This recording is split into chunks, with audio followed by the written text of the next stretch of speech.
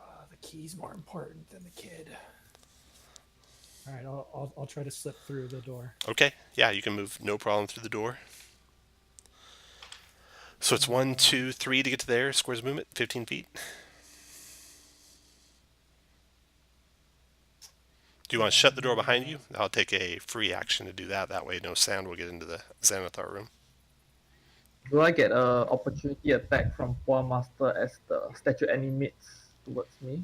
No, not right when it animates, only if it enters the square. Decent. Kayla, so back to you. What were you doing? Do you want to shut the door behind you? Yeah, I'll slip Okay. in and shut the door. Okay, so you shut the door into the Xanathar room? Or the door into this room? Oh, the door into this room. Okay. So you sneak on through that door. 1, 2, 3, 4, 5, 6, 7 squares of movement to get there, 35 feet. Then what do you want to do? I think I'm going to keep my invisibility on, so I'm just going to draw my short sword and get ready to attack. Okay, actually, I don't think you can draw anything because you've done your interaction for the door. And you had to do a move and a dash. That's what I'm saying. So I'm drawing, and next turn I will Okay. attack. Well, you can't attack. You can't even draw because you used your free interaction to close the door. So, Arthas, your turn. Either way, yeah. I attack the statue in front of me. Very good.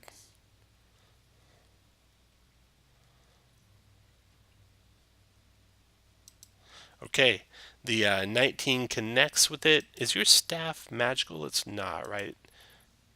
Not. But, despite being not magical, it seems to have a very dire impact on that statue, doing 14 points of damage. I continue attacking it. Okay. The second attack is also hit, and the statue is destroyed. There's 3 more south of you. I use my butt end to attack the That hit and did 14 to that one. Okay. Nice work, Arthas. Next is William. I'll start shooting at the furthest south one. Okay.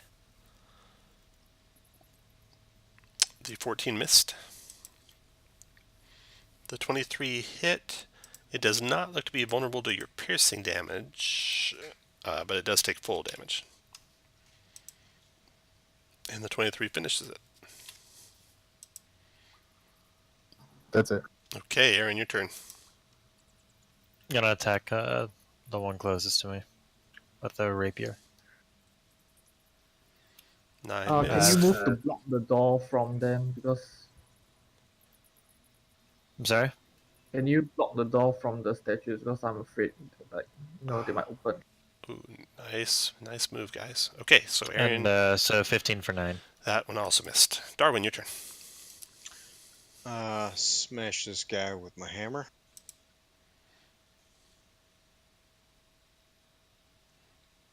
You're probably not on the arrow tool. There you go. There we go. 16 missed, unfortunately. You know what? Never mind. Okay. I was gonna say I should have my blessing of the forge on my hammer, but 17 probably misses too. So No, actually 17 would hit. And yeah, your blessing of your forge should be on your hammer. So that finishes that one. And just in time because it was about to go. You can also move after you take that hit.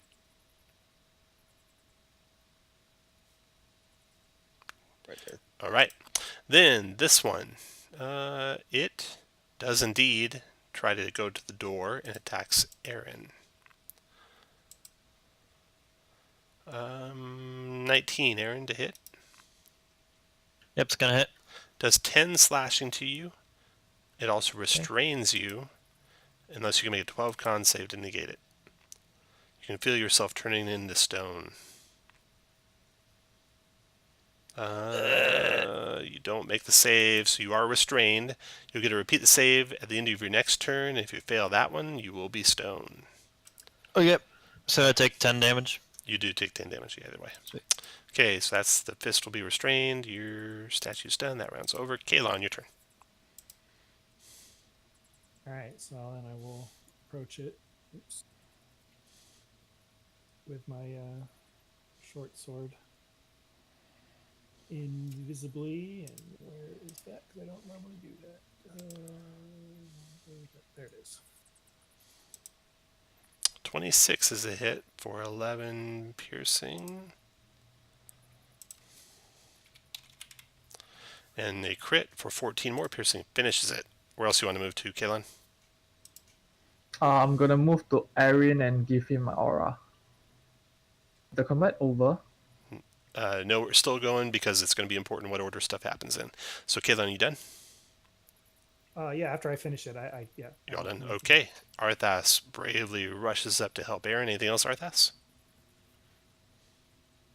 Does lay on hands cure his No. It does cure the damage, which it doesn't look like you've taken yet, Aaron. You took your 9 temps are gone, and you've taken 1 point of real damage. Yeah, the temps just didn't update.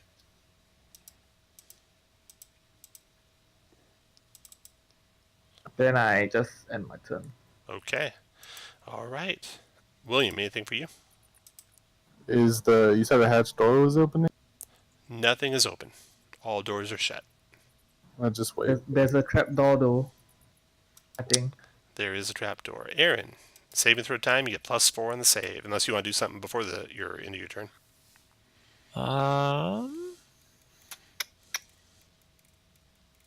I can't give bardic inspiration to myself, unfortunately. That is true. So let's just go with it. Make the con save. With your +4. Fuck. Oh, missed it by 1. 2 11s. You are turned into stone for 24 hours.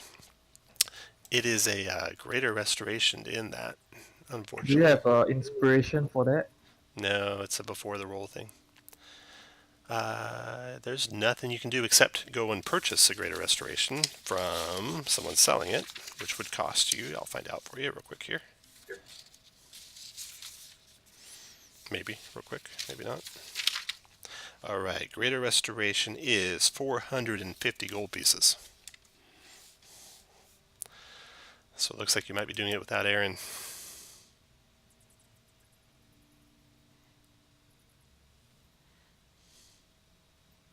So now it just got a lot harder.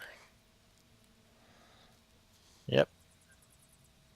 Unless you have 90 gold pieces each you want to spend. So some of you might not even have 90 gold pieces. I'll give him 90 gold pieces. Put you all in line, and if you want to spend 90 gold, move your guy up 1. The problem is you have to get back in here, but you do have cover to get back in here because you have the Minotaur Skull, which you could use to get back in later.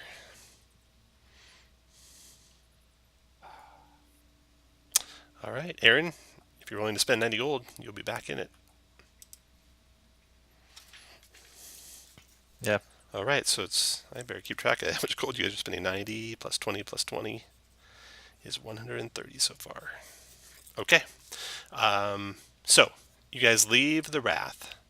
You make a mad dash to the temple of some dark god here down in Skullport. You purchase a greater restoration spell for 450 gold, and you get Aaron removed from stone. I think that's the only thing that does. Those of you, when it's not your turn, you can look stuff up. You can look up and see if Dispel Magic, look up like a flesh. I have Dispel Magic prepped. Look up that worked. Yeah, look up a Flesh to Stone spell and see what counters it. I think it's only Greater Restoration, but it might be Dispel Magic. But look that up when it's not your turn and let me know if you find anything other than Greater Restoration that does it. Okay, then you had left as if you were guards having already done your duty, and so they just let you leave the ship, no problem. Carrying your guy maybe under a blanket or something so they didn't know what happened to him. Maybe he just pissed off the Xanathar. They all chuckle a little bit. It says nothing about what gets rid of it. Okay. All right. If I find out later, I'll look it up later. I'll reduce the amount of gold you guys spent to be what it was. And is it two fails or 3? It's just 2. If you just fail your second reroll, it is even more stringent than some other Flesh to Stones. Okay.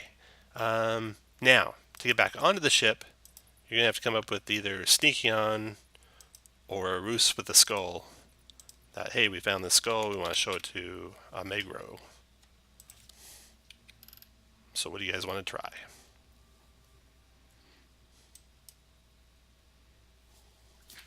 Well, if we could find that secret entrance that we supposedly know something about, maybe that would be good. The statue moved, right? So the secret entrance is... The secret entrance into the boat was you're going to You tail would have had to Ott. follow somebody. Yeah, you're going to tail Ott to get to it. But instead, you went and got the kid and then stayed the night with the kid. So you're not going to have a chance to tail Ott because you're going to be inside with the Xanathar all night. Or all day, I mean. Right. I was just thinking if someone could find it independent of tracking on it. Yeah, you guys have the ability to fly, so you could maybe search the outside of the ship. We could search. Oh, we should try that anyway. So if you come up at the ship from Cast below, guidance. if you come at the ship from below, the guards on deck won't be able to see you.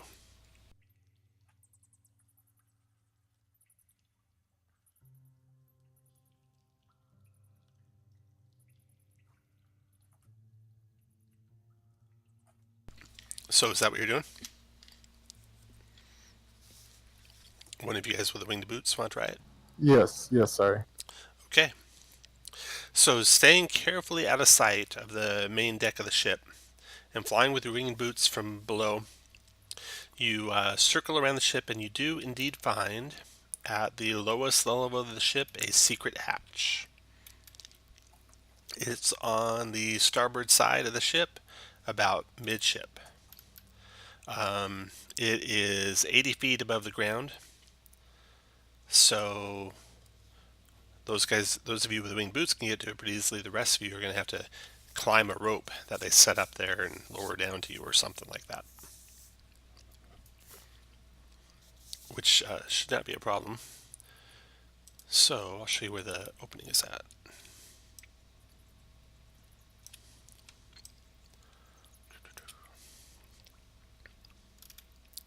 So over on the right, from where you're standing now, right over here is the secret hatch into the boat. Oops, I drew it wrong spot. That's actually a privy. The hatch comes into this little hallway next to the privy. And the little hallway that the hatch opens into extends around the corner. So it goes all the way across the ship, extends around the corner to the left. There's a door to the right. You can see it right over here. The door to the left, right after you get through the hatch, is just a privy.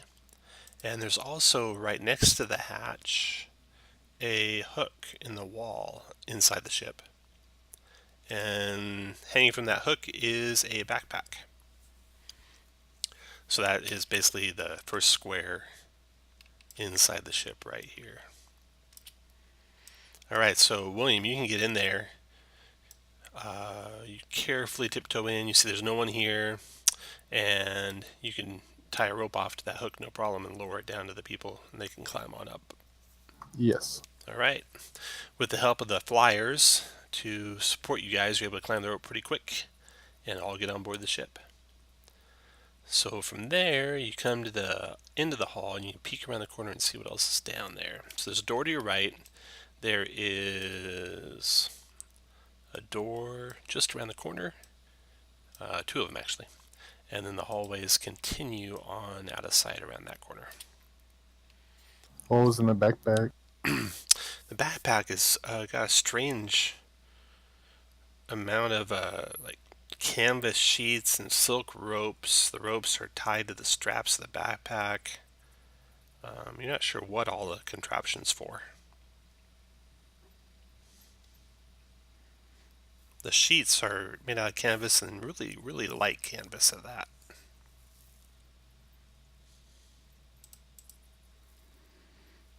And that's all that's in the backpack. Just lots of canvas sheeting and silk ropes. All connected together. Can I sabotage the backpack? The items in the backpack. You can do anything you want. Yeah, you want to start cutting it up or something? Yeah, make an inconspicuous cut. Got it. The backpack is sabotaged. Now where you want to go? Can I go and listen to this door? Yeah, there's no sound there. Slowly open it. All right. You see a interesting room here.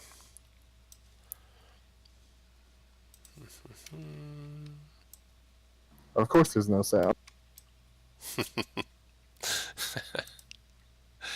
The room beyond the door is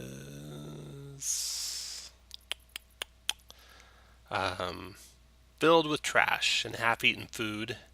The whole room's difficult terrain from all of it. There's an unhealthy 5-foot wide colony of mushrooms growing next to a hammock that's strung along the east wall. The mushroom colony has a vaguely humanoid outline. The west wall is engraved with a beholder. 3 eye stalks in removable crystals of different colors, black, purple, and red. One additional eye stalk has an empty socket. The north wall has an engraving of a goldfish with empty eye sockets. 2 of them. You want to search through that room or go to another door? Go somewhere else. I don't think this has anything to do with our mission. What was our mission again? Our mission was get the key, which was supposedly in the gallery where we were, and as our primary objective. Secondary objective was to kill the fish, all the fish, the backups and the reel. Right, so we didn't find the key in the gallery. We did not. Yeah, you found a secret door in the gallery, but before you could open it and see what was behind it, you were attacked and you didn't actually have to flee. You could have looked, I guess, under the secret door, but you did leave. So yeah, those are the things. Get the key, which might be behind that secret door. Kill the fish, both the main one in the room with the Xanathar and the backups, wherever they are. And Ott's quarters is somewhere on the bottommost deck. That's where the backups should be. And hopefully keep the kid alive. Yeah. So the backup should be down here somewhere. Right. And then we can head upstairs and resume our search for the key. Right. Okay. So around that corner is 2 halls that end in doors. 2 doors there, 1 door down here. Which door you want to go to next, William? The one next to me. All right. That room is a bathroom. Yeah. There's a large wooden tub in there filled with soapy water and soaking dirty clothes. There's a small paddle leaning against the tub and a spigot. So, looks like a working bathtub. And it's filled with dirty laundry right now. Want to search that room or go to another door? No. Okay, which door next? Which door next? Darwin, you want to open that door? Sure, why not? All right, Darwin. You see the staircase going up. Very good. Then I'll try the one next to me. All right. You open that door, and there's some people in there. The room itself looks to be like a servant's quarters. There's 3 worn and patched hammocks, as well as a rickety table with stools. There is a hobgoblin. There is a human. And there's a young halfling. And the hobgoblin says in common, as he stumbles out of his hammock, "Who are you?" Oh, I'm Kayla, and I've been given audience on the ship. I've been looking for Amago. Have you seen him? Margot. He'll be up in his office. Oh, my mistake. Up, down, left, right. I always get confused. The stairs are right behind that dwarf over there. Thank you.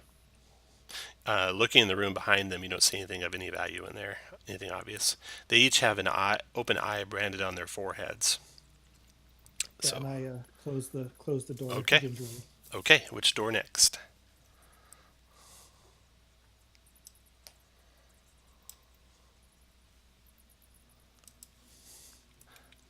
right or left? Athos, or I mean, yeah, right or straight? Straight. Straight, okay. That room has in it a mattress lies on a frame of Minotaur bones. The furred blanket is Minotaur hide. There's a wooden helmet standing near the bed. A practice dummy with an actual human skull is next to that. There's a 6-inch spherical crystal embedded in the ceiling. It is engraved with a lidless eye with a keyhole in the center. A large stone trunk sits beside the bed. The lid is engraved with a complex maze. No lock that you can see on it.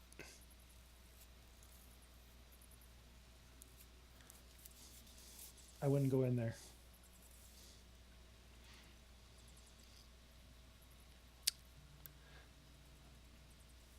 Where to next, Arthas?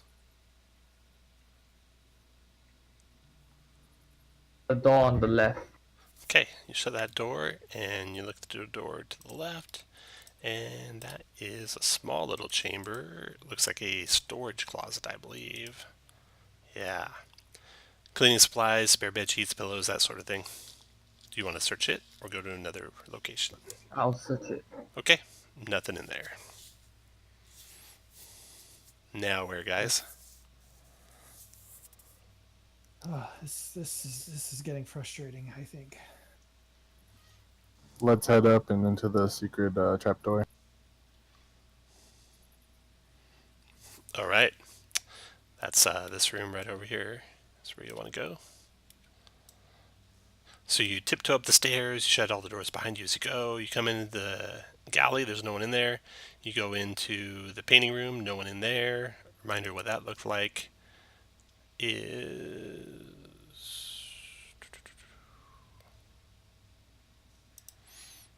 like that. Okay, so you got your paintings, you got the trapdoor underneath the where the halfling statue was, but it's gone now, destroyed on the floor. And the door, though, that was underneath it does not budge. Other features in the room is... Everyone make a wisdom perception check for me, please.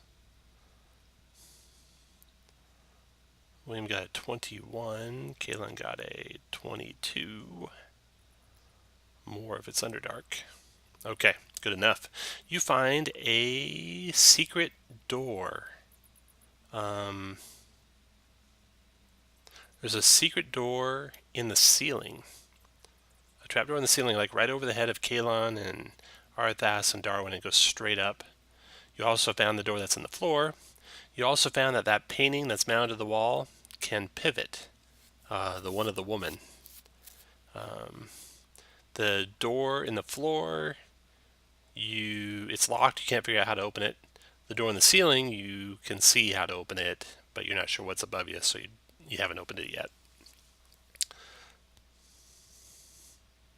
So you got a painting that can pivot, a door in the floor that's locked, and a door in the ceiling that you can open. Check the door on the floor. Okay, it's locked. Let's try and twist that painting around. All right, that unlocks the door in the floor. So you're able to open it up and look down below into the vault. And inside the vault, if you look over to your right again, the door opens up basically in the corner of the vault room, right up here. And there's a ladder along the wall that you can climb down. The ceilings here are very low. It's only like 6 feet down, so you can just drop down too, pretty easily. Inside the vault, you see the walls are encased in riveted steel. The only access is the ceiling trapdoor above. There's a long bookshelf that holds rows of rare books and scrolls, a wooden display case that holds jewelry and other artworks. A replica of the Wrath floats in a large 5-foot-long glass bottle. It's buffeted by wind and rain in a terrible tiny storm. A safe sits in the stern with a lock consisting of a row of 6 dials, each engraved with all the letters of the alphabet. A metal handle sits in the middle of the safe's door. There's a 6-inch spherical crystal embedded in the ceiling. It's engraved with a ludicrous eye with a keyhole in the center. You spy that when you peek down before you climb down. Yeah. I grab William and say, "Stop. Yeah. We can't go. We can't go forward. We have to get the key from Almargo or whatever his name is." Right. And you got the skull that you can get close to him with, probably. So, let's see here. You know he's in his office. You've explored the whole ship except for, if you zoom out, I think you'll find there's a room off of the kitchen you know you haven't been into. And there's a room off of the guard room on the top level of the ship that you haven't been to. That might be his office. And I'm guessing the ceiling leads there also. Can we see through the ceiling? You can open it if you like, and if you want to try and stealthily do it, you can roll a stealth check to see if whoever's up there doesn't notice you.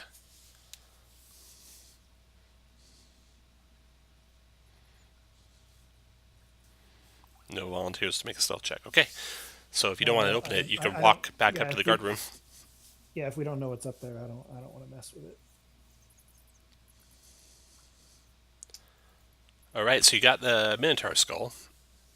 What do you want to do? Aaron, is this going to be your show?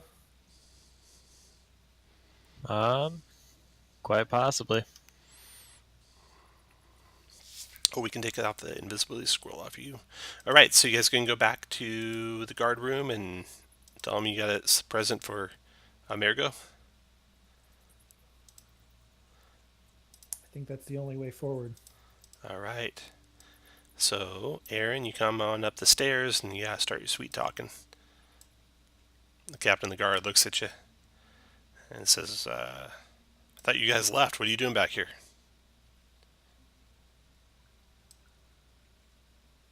Aaron, he's talking to you.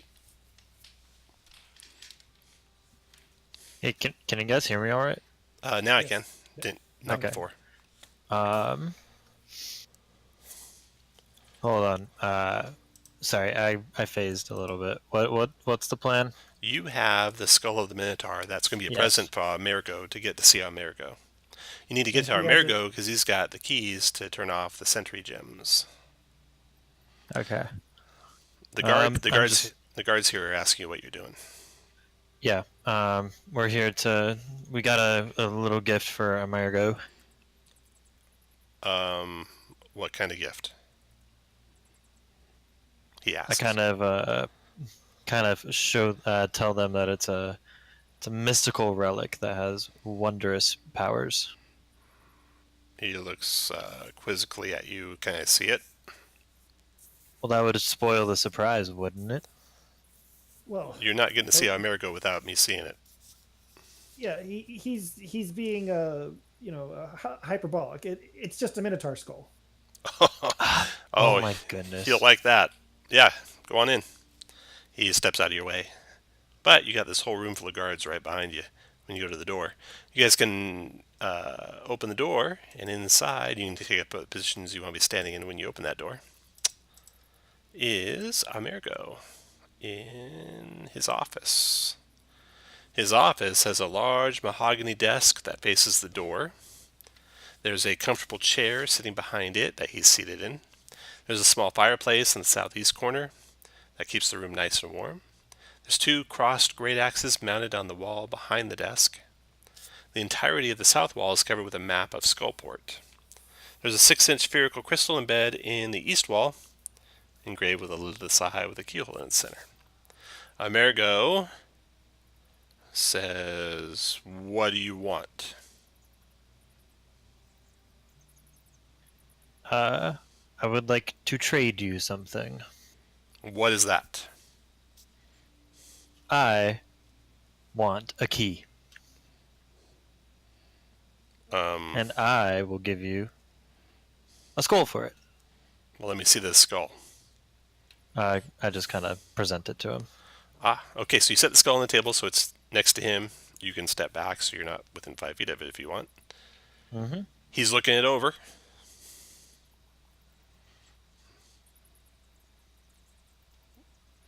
Well, I can pay you for it, but you can't have any key for it. Why can't we have a key? Did you enter the room, Aaron? He did, but then he stepped Yeah. back. So the skull's right next to him, and you could say the command word and fire it if you want. I see. Does he have the key on him, or? You guys think he does. Yeah. So we think, yeah. Yeah. Hey, anyone got a potato? There All it right. is. It fires. Okay, so it tries to suck him in. He's got a charisma save. I'll let you guys roll the charisma save. Who said potato? It was Kayla. Kayla, just roll straight d20. You want to roll low as possible. Good thing I'm not doing it. 10's pretty good. That's a charisma saving throw. Let's see what I his think at charisma. the 4 from my aura. Let me see what his charisma saving throw is. No, we He has no we don't want him bonus, to have help. but he's got Indomitable, so he's resisting, still fighting against it. So you got to roll one more time and roll low again. He's got +1 bonus. So you need to roll 13 or lower. Ah, son of Oh, he growls. He tells the guards to kill you or take you prisoner, and he reaches for a great axe himself. Roll initiative. Hey Tom, can we take a quick break? Oh yeah, let's take a break. Come back at top of the hour. Okay.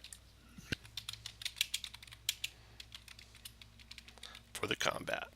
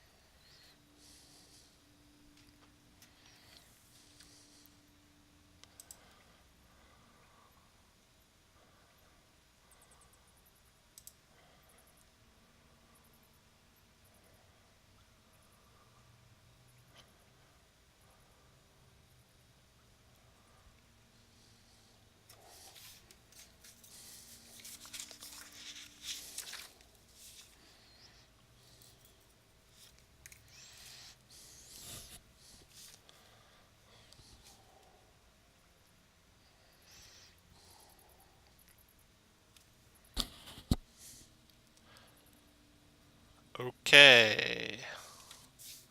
Hopefully everyone's back. Yep.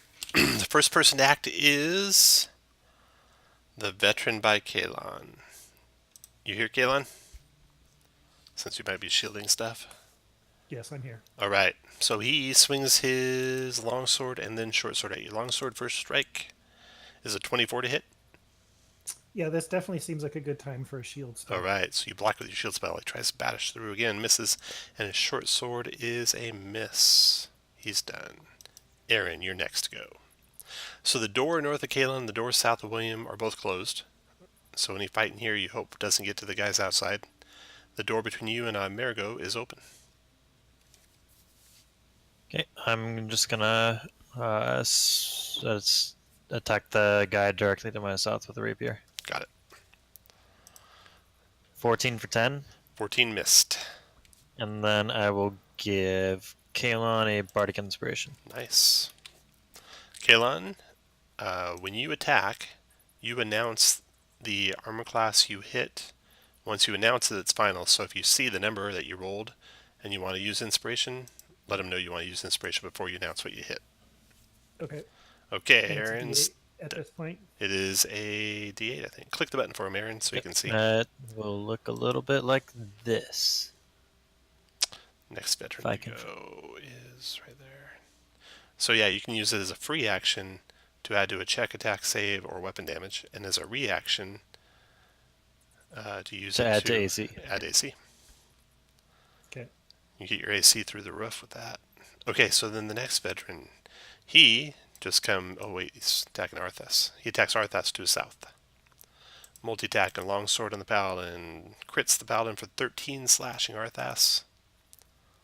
So you got 9 temps, so those go away, and you take 4 real. So you just click on the 9 in the circle, type 0, and then click on the green circle and type 48. Yep.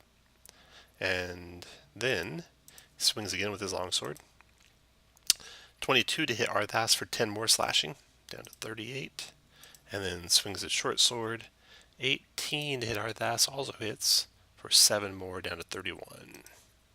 He's done. The chief. He yells at the rest of them to focus fire, you dullards. And he then proceeds to not focus fire and attacks William the Kid. Multi-attacking with 2 melee attacks, both with his big ass Morning Star. The first one, William, is an 18 to hit. Does 12 piercing. Ooh, Oh, you should. throwing a shield up. Then his second swing with his Morning Star is a miss. Next goes Darwin. Okay, can I move past Arthas to here? Let me see. Um, So you were down the stairs well, a I little could bit. go up and around. Yeah, you gotta Yeah, go 1, I could go 2, around him. 3, 4, 5, 6 would be in Arthas square, which is already passed. So you'd have to dash to get to there. 4 squares of movement gets to here because the stairs are all difficult terrain. But from there, you can see everyone in the room if that helps.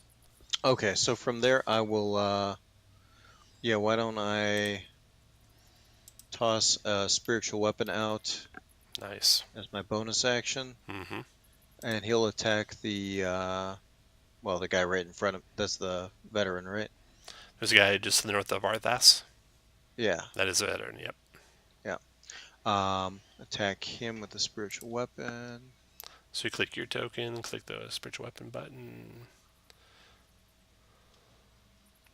19 connects, doing 5 points of Okay. force damage. And then, we have, it's more or less, still soundproofed in here, right? Except for this Yep. door that's open. Yep. And then, Toll the Dead on that guy. Okay. Here's his wisdom saving throw. Spell, spiritual weapon. You can put that I where think your he weapon's made it. at. Yep, looks like you did. Okay. You're done. William, your turn. Darwin, you can move that weapon to wherever you want it. It's I fine will- where it is. I will attack the one just north of me. Okay. 14 missed. 7 missed. 8 missed. Not wrong. After That's William, it. after William is Arthas.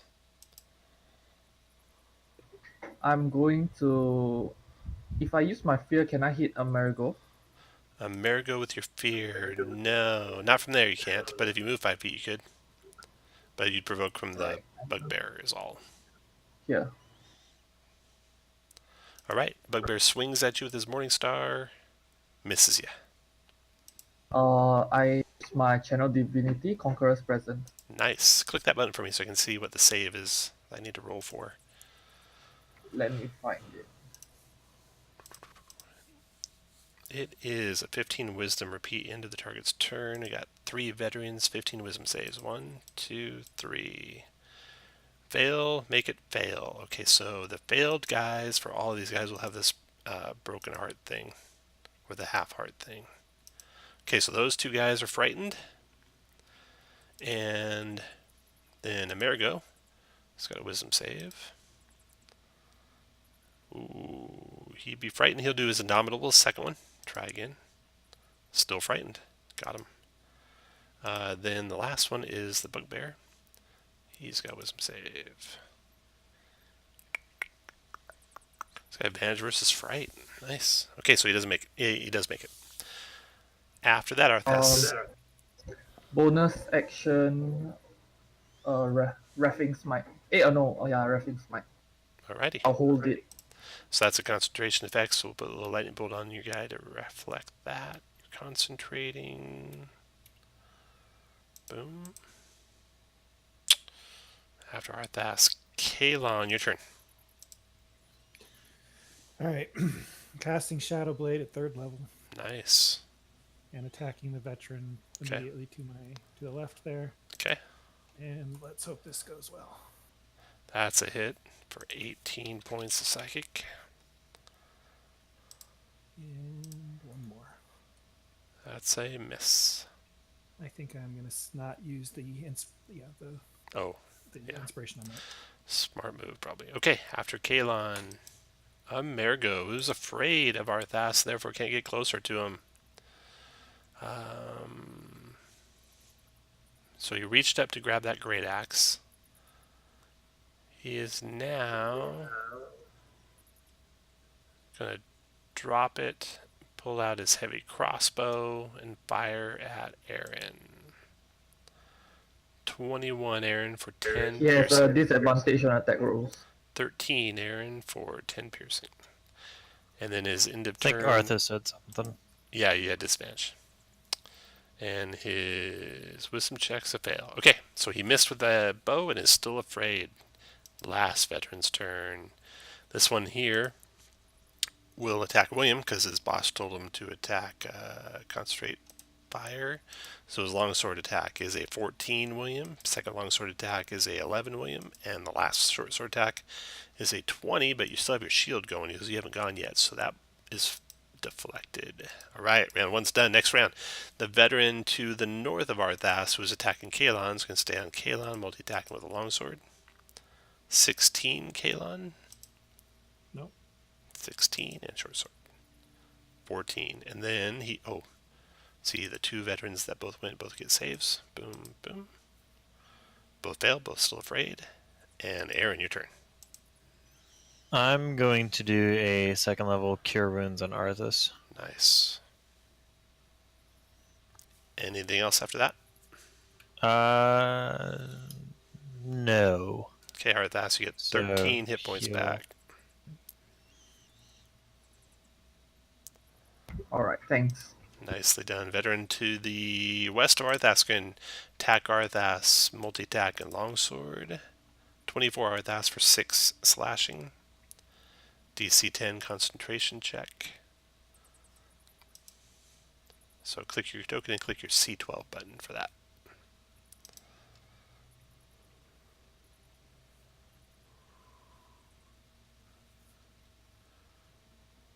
You're good. Second longsword attack. Miss, and then short sword attack. Miss. Then the chief's turn. The chief says, get the paladin, but he can't. Oh no, he wasn't afraid. So he will move to there. Underneath the spiritual weapon. I'm going to move that just to the side for a second. He's going to attack Arthas. I'll make a reaction to attack him. Because I got Poa Master. Boom, nice shot. 11 bludgeoning. Does it also knock him prone? No. No. Okay. So he comes in, takes the 11 bludgeoning to the face, and then swings his Morningstar on you. Chief, that's a miss. Second swing with his Morningstar. That connects for 10 piercing. Arthas. Another DC 10 concentration check, which you make because of your aura. And he's done. Darwin, your turn.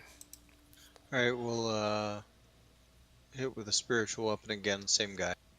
Okay, guy to the west of Arthas, 13 missed. Okay, and then for my action, I'm gonna toss out Spirit Guardians and move forward. Nice. All right. Let's see. From your position when you were first casting it, you could see all your allies, so they are all safe. And after you use William. And go ahead and I'm gonna. put a lightning bolt on your guy, Darwin, for the concentration. And the chief points all men to attack the dwarf. So fighting spirit Scanning acting his surge, mind. Okay. and I'll start with the one up there. Okay. A 24 hit for 19. A 23 hit for 18. Still up, barely. I'm gonna attack the one to the west. Okay.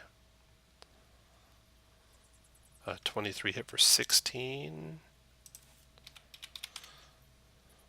And a 23 hit for 18. Very smart, not getting the guy that's going to be killed by the spiritual weapon here in a second. After William, Arthas, your turn. I swing my first hit on the veteran on my west. Got it.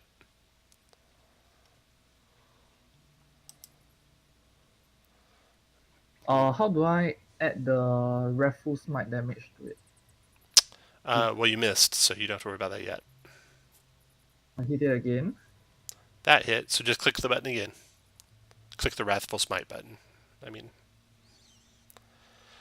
whenever you cast a spell that has an effect at a later time, we just re-roll it and use the later roll.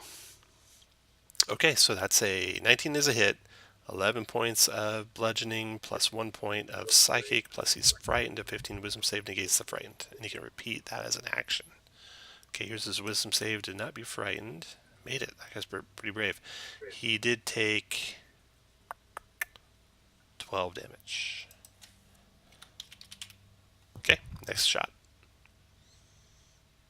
You still got your butt attack, I think. I attack the bugbear.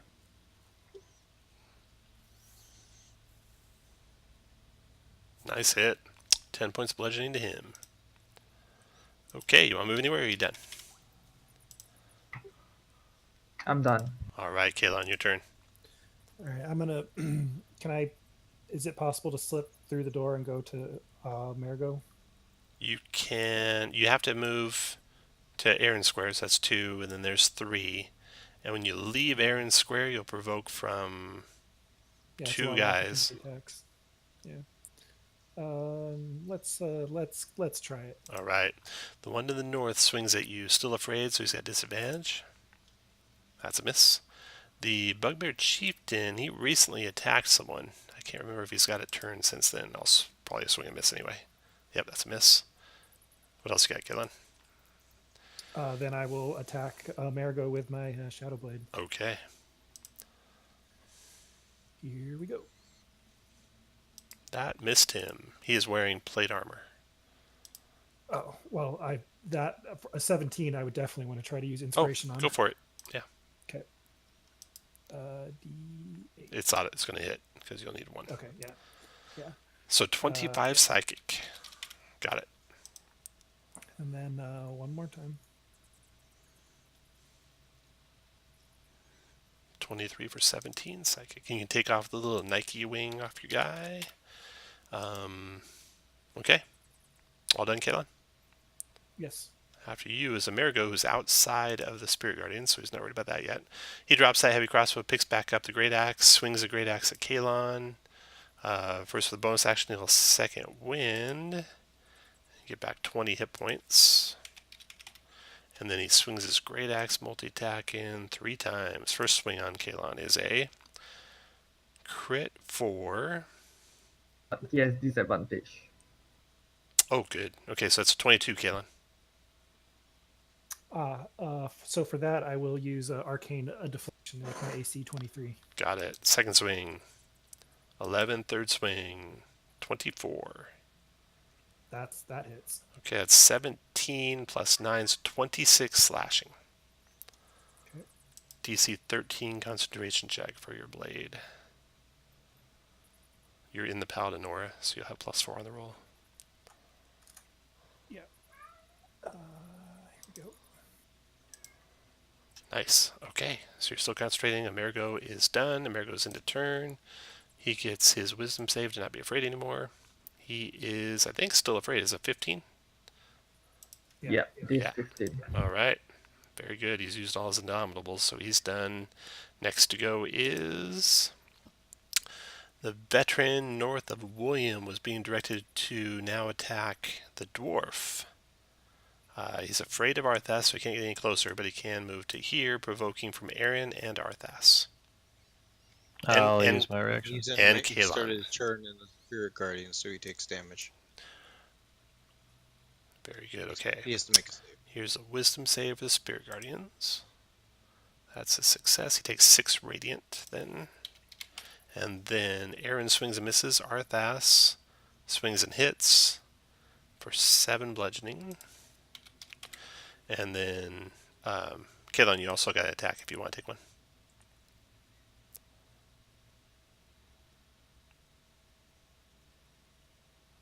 Ooh, wow. Nice hit. 21 damage. Then, once he gets there, he attacks Darwin with all he's got. Multi-attack and longsword. Longsword. And short sword. All miss. And, Great. and then he's going to make his wisdom save. Do not be afraid anymore. Still afraid. That round's over. Next to go is the veteran to the north of Arthas. He's being told to attack the dwarf. He's going to take some damage first, probably die. Yep. Down he goes. Then, Aaron, your turn. I'm gonna start swinging at the bugbear. Okay. 19 for 5 and Oh. 22 for 4. Both hit. Total of 9. After Aaron. And that's it. Veteran's turn. This is the one to the west. He's got wisdom save and takes some damage. He fails it. How much damage does he take, Darwin? Killed him. Then the chief's going to take some damage. Roll me damage again, Darwin. 14, or half of 14 is 7. And then he swings on Darwin. He's not afraid, so it's straight up Morningstar. 7's a miss. Crits Darwin for 23 points of piercing.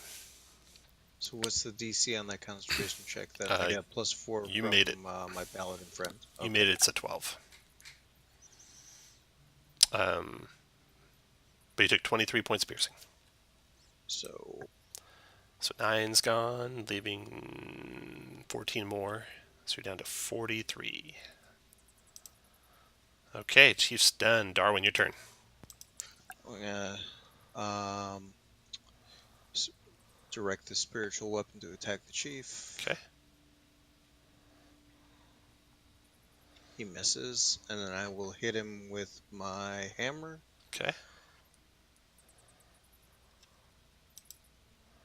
16. That is not enough. Oh, it's actually +1, so that is enough. Doing 11 bludgeoning. Got it. Excellent. Okay, after Darwin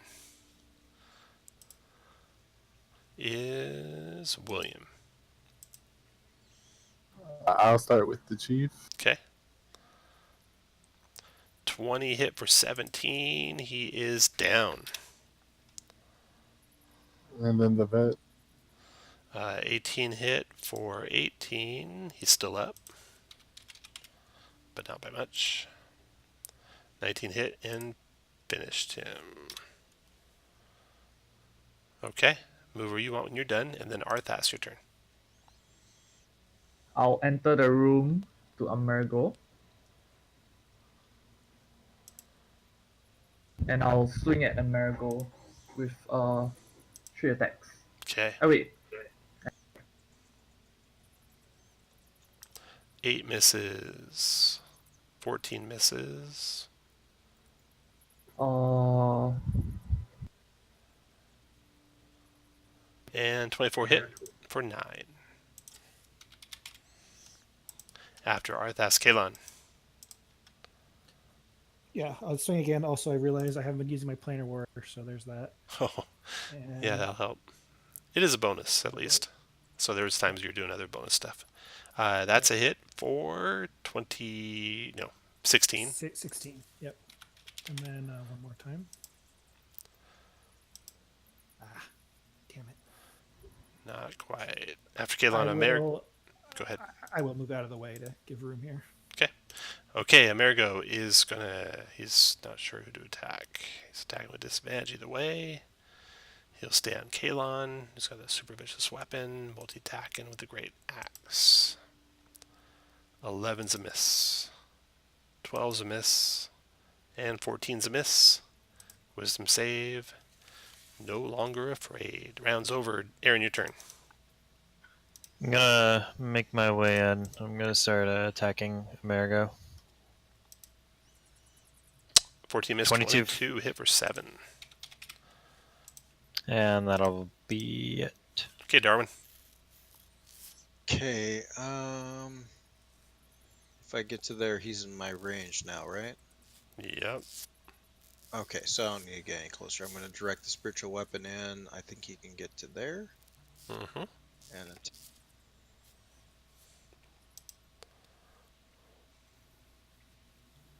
Ooh, crit for 10 force damage to Amerigo. and then we'll also toll the dead on him. Amerigo is shaking off the magical fear, but real fear is starting to overcome him. That's a success. I think, unless you're 17 on your DCs. Nah. Nope. Okay. And then William, return. I'm gonna move up here. Okay. Fighting spirit and takes me up. Nice. 25 hit for 18. 26 hit for another 22. Amerigo throws up his hands. I surrender, I surrender. He drops his great axe. It clatters to the ground by his feet. You can have the key. That's all I got anyway. Okay. Arthas. Well, actually, we'll come out of rounds. He's kind of at your mercy. He's got his hands up in the air. He's great axes at the floor. What do you guys want to do? Do you want to interrogate him or do you want to finish him off? I can do some interrogationing. So, fun fact, I can't drop Spirit Guardians till my turn, and he'll take damage on his turn. So No, you can. Dropping a spell is a free action. You can do anytime. Yeah. I can do it anytime? Yeah. Okay. Right quick, can I take the key and use it on the eye in this? Yeah. The eye in the sky in this room is not activated right now. So. So what do you guys want to do? Do we tie him up or something?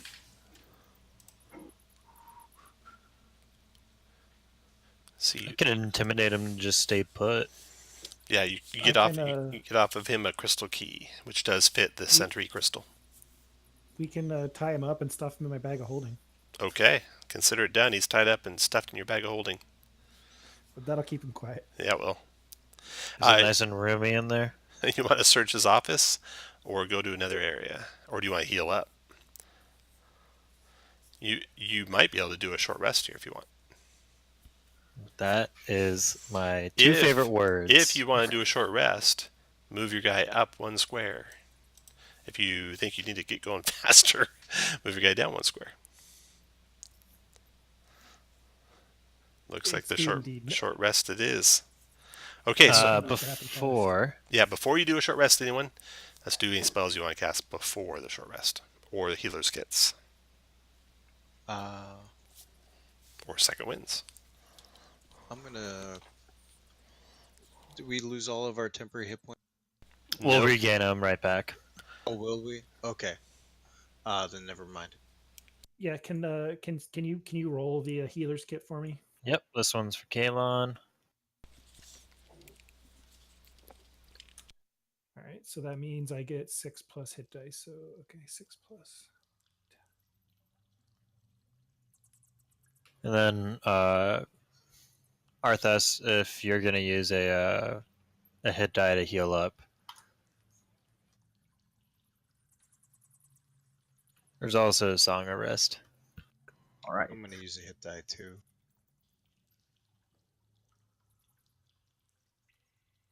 Where do I roll for the hit dice? Oh, not that one. That one.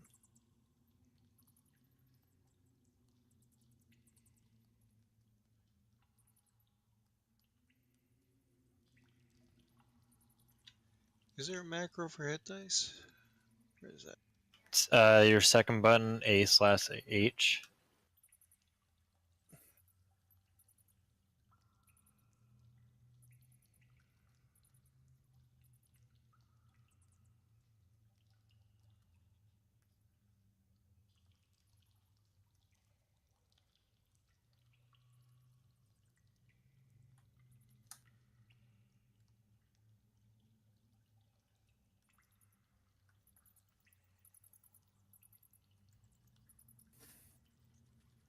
And so you'll get Arthas, you will get an extra 5 plus your hit die, because I'm using a healer kit on you.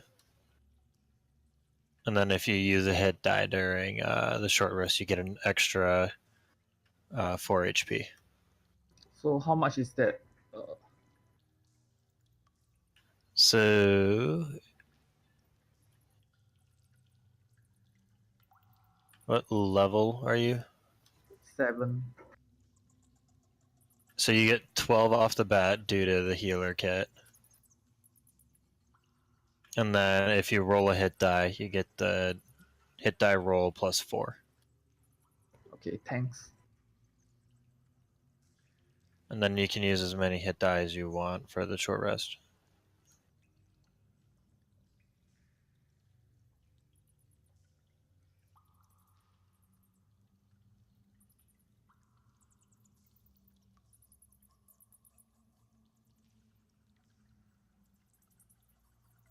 And don't forget the sweet song inspiring leader. Right. And So there'll everyone be 9 again. gets 9. Yep. 9 temporaries. Okay, now you're in this room. There's a trap door. Well, actually, you can search the room first. So you search this room while you're taking a short rest. Inside here, this being the office of Amerigo, you find that the map that has the map of Skullport along the south wall, behind it is a map of Waterdeep. Both very finely crafted. You can roll those up and use them for your gold to gain when you gain levels. There's the trapdoor in the floor. You also, after searching, find a similar trapdoor in the ceiling. So there's basically a 10-foot square trapdoor in the floor and ceiling of this room. The one on the floor goes down into the gallery room. Let's see here. Okay, that's all you find. So you can take the trapdoor down to the gallery if you want. No one would see you going. You have the key that'll unlock the crystal in the vault room. Well, hold on. I don't think we're clear on where this one above us goes. It goes outside.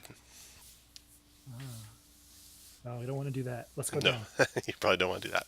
All right, so you get down into the gallery room, and then you have the trapdoor that goes down in the vault. You can go down to the vault, and you basically have like a 1-round delay between when the crystal sees you and when it activates, so you're able to go and unlock it right away. And let's see, the vault look like this again. The walls are encased in steel. There's the bookshelves.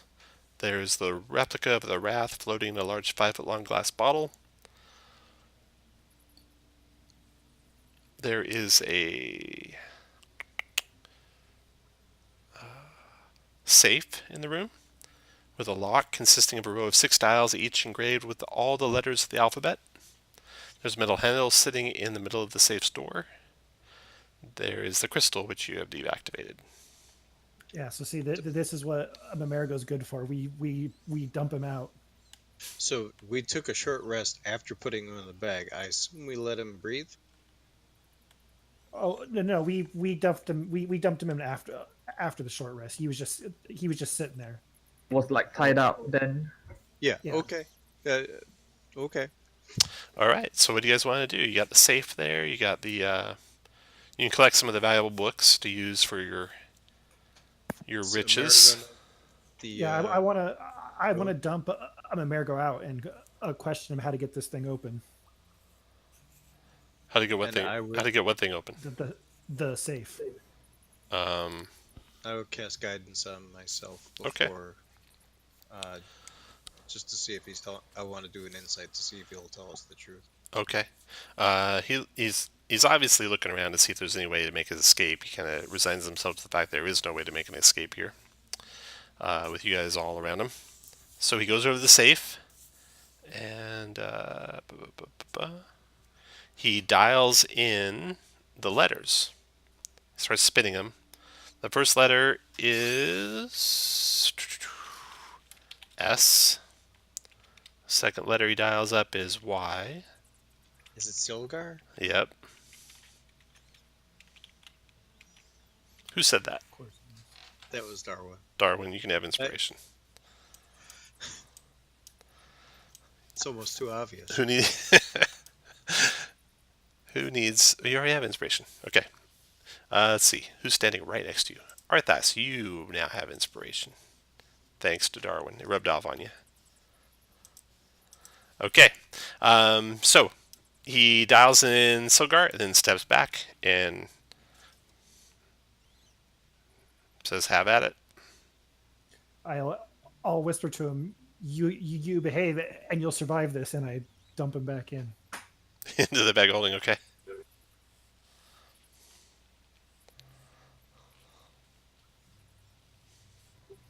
I think we should make Amerigo open the safe just in case. Like if He did. No, he just dialed in the combo and then stepped back and said, "Have at it." I see. Well, here's to life. I go to open it. Okay. Put you guys all where you want to be in there when Kaylon opens the safe, which is right down there. So drag all you guys into the room where you're standing.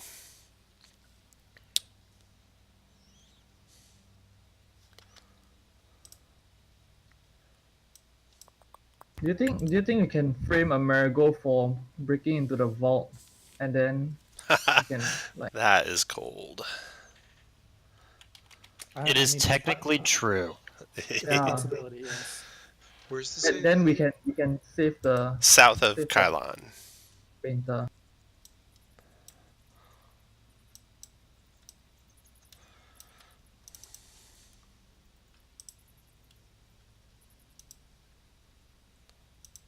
Okay. You open the safe, it swings open, Kylon.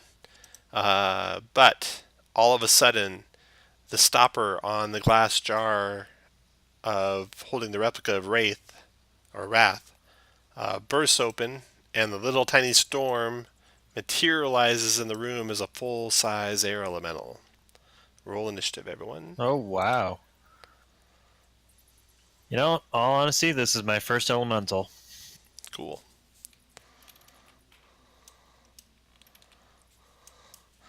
Okay, first one to act is Kalon. Go ahead, Kalon.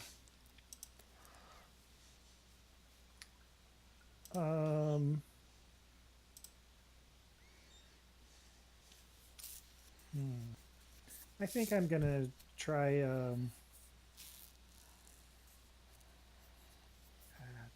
Too many actions to do.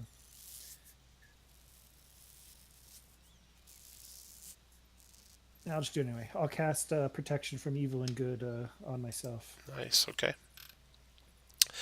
Very good. And then, get move in front of it. All right. After Kayla and William, your turn. I just start trying to take some shots at it. 24 hit for 20 magic piercing. 24 hit for another 17 magic piercing. And crit for 19 magic piercing. All right. After William, Darwin. All right, we'll bring out the spiritual weapon again. Okay. Smack it with that. 12 does not connect. Or no. And I'll smack it with my hammer, maybe. Plus 1. No. 8 does not connect. Okay, the air elemental. Okay. Are y'all done, Darwin? Oh, yeah. Okay. The air elemental, what's he got here?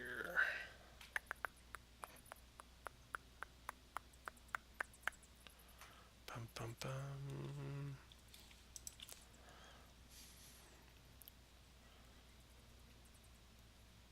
All right. It moves to there.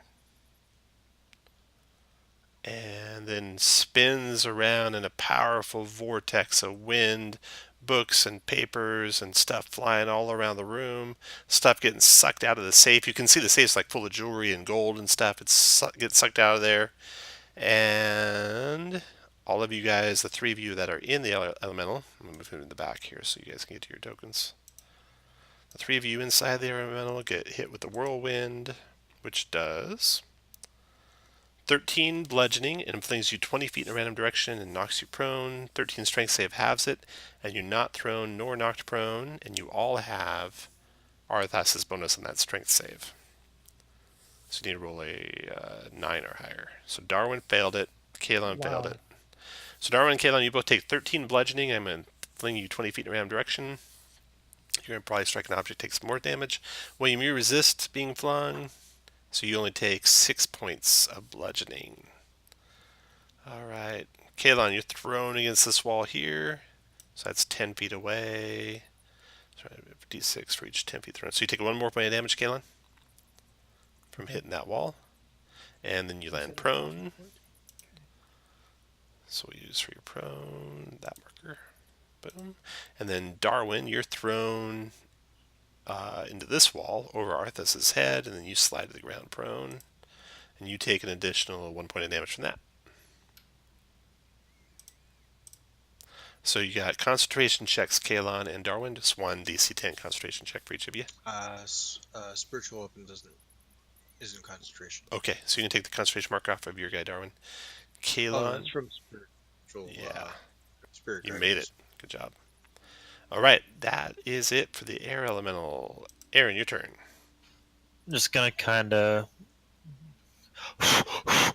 try and blow it away and viciously mock it. Wisdom save. Got him. 6 psychic. And disadvantage on Yep. attack. All right, which I'll forget, so make sure you watch me. Yep, Arthas, your turn. I'll swing with my quarterstaff.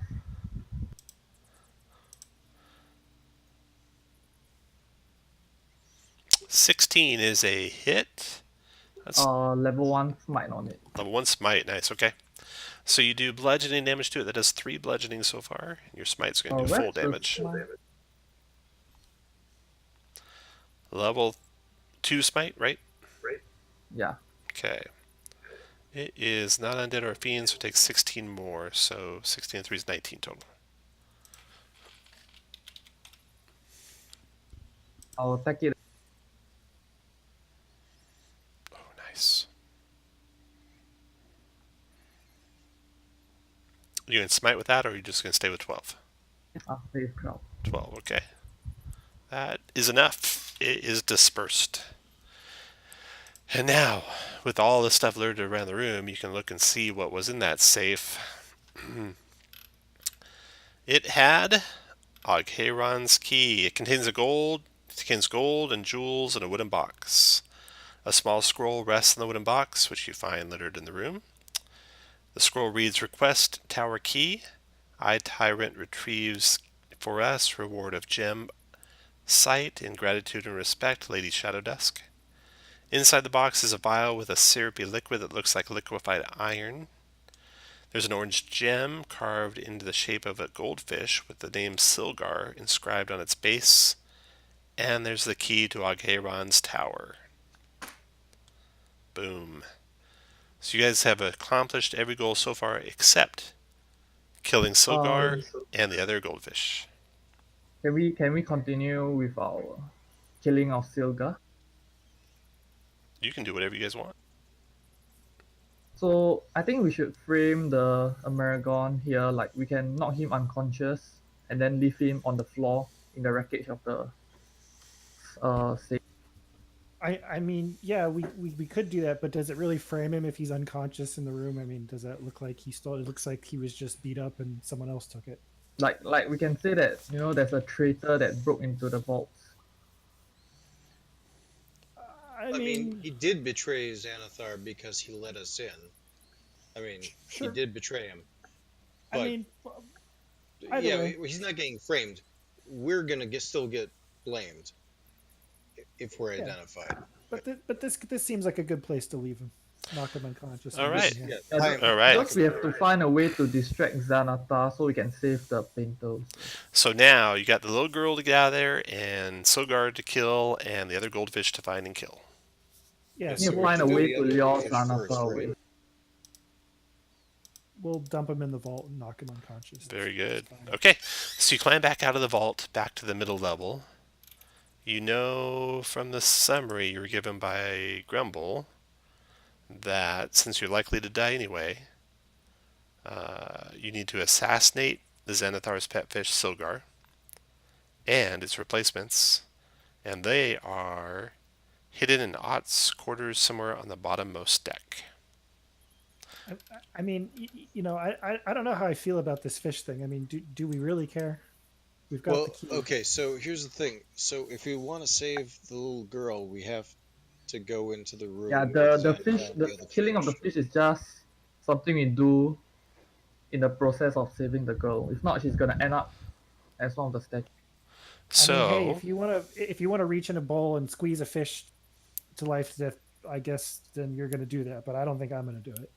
But I mean, we could just grab the bowl and run away with the girl, and then smash the bowl on our way. But we could also get rid of the other fish before we go in there. right, you'd want to do that for sure. I mean, So- again, if you want to commit ichthocide, you know, that's your business. So the other fish, you know, are on the lowermost level. So you're on the lowermost level in the vault, but you have to come back up to the gallery room. But then you can go out to the galley and then back down the stairs, and you basically end up down at the store right here after you do that. Yeah, I mean, they've got to be in the northernmost room. So the northernmost room definitely No, looked the it's- most suspect. That room has in it Can we do This. this in less than a minute? no. So your minute stuff will be gone. All right. Okay, so that room, the northernmost room there, is filled with trash. It's got the mushroom colony. The west wall is engraved with the beholder, 3 eye stalks in the removable crystals of different colors, black, purple, and red. 1 additional eye stalk has an empty socket. The north wall has an engraving of a goldfish with 2 empty eye sockets. There's no one in the room. It's kind of a musty smell from the mushrooms. Would you guys like to search the room? Yeah, this seems like a dwarves room, right? Yeah, it does. All right, so searching the room, you find a yellow crystal that looks like it would fit in any of the eye stalks. It looks like all the crystals would fit in any eye stalks. So you got now yellow, black, purple, and red. You also find a poem written in Dwarvish on parchment. You got Dwarf in the party, so at least one of you speaks Dwarf, I know. And the poem reads as follows. My only friend is a fish. with scales of gold. His brown eyes watch as my thoughts unfold. So you now have 4 gems. You got 4 eye stalks on the beholder and 2 eyes on the fish. Did we have yellow or orange? You have yellow. Well, let's try shoving the yellow one in the empty slot and see what happens. Nothing happens. And there's a black one also, right? You have, if you look in the text there, there's yellow, black, purple, and red.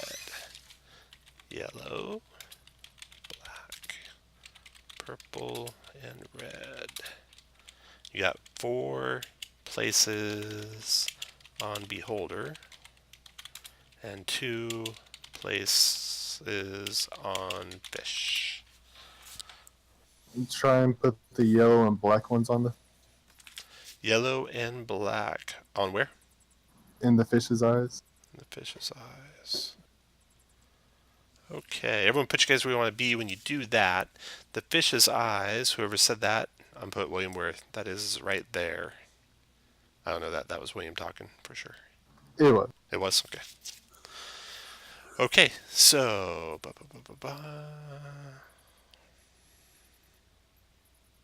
You also notice, William, that there is a secret door here. So you think if you get this right, that secret door might open because you don't see any other way to open it. Okay, so you put the crystals in the fish's eyes, black and yellow. And the beam of energy shoots out and strikes you, William. You need to make a DC 15 Constitution saving throw. You made it. The door does not open, and the 2 gems fall back out.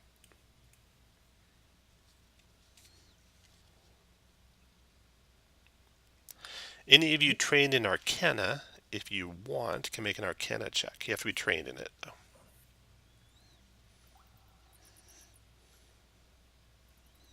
Nice, Kayla.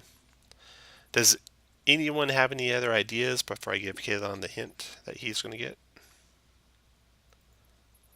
Well, I was just going to say something how we should try to think of something and not randomly guess. Right. Yeah, like I was thinking yellow plus eyes black have is no brown. colors. Well, that's a good point, William. And Kayla corrects you. He says no. Purple and yellow would make brown from the colors of the spectrum. Yellow and red would make gold, orangish. But yeah, purple and yellow would make brown. Let's Yeah. try purple and yellow. Yeah, try the purple instead of the black. I'll do that. You gonna do that, William? All right. You put those 2 in, and the door pops open.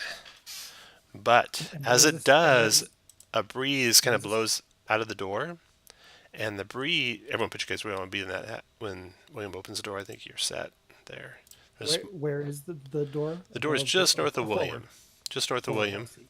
There is a little forward area, and the breeze that pops out is like almost like it was airtight. The breeze pops out of it and disturbs the mushrooms that were on the east wall. Just as Aaron steps back, the mushroom spores that were there coalesce into a monstrous plant creature. The room ahead of you, William, that you're looking into, it is very clean. In fact, the fresh air that blew out of it was very clean smelling too. There's fish supplies, a large fish tank with 2 goldfish in it, and a very well kept and orderly area. But everyone roll initiative as this plant thing that came to life attacks. Okay, first person to react is going to be Aaron. Right in your face, this huge shambling thing of fungus attacks you. Yes, it most certainly is. One moment. Let me look something up real quick.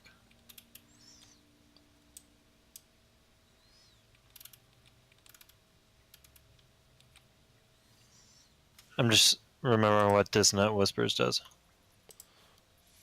You can click it. You can click it and say it's not for real. Yeah. So you can read it. It's not for real. 1 sec. Yeah, it just does damage, and if they fail, then they run away. That was the wrong button.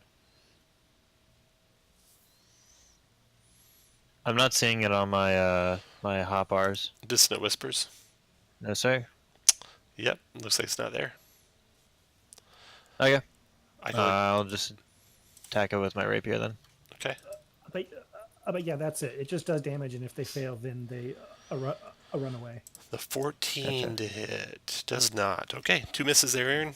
After you is That'll be it. Darwin. All right. I'm gonna.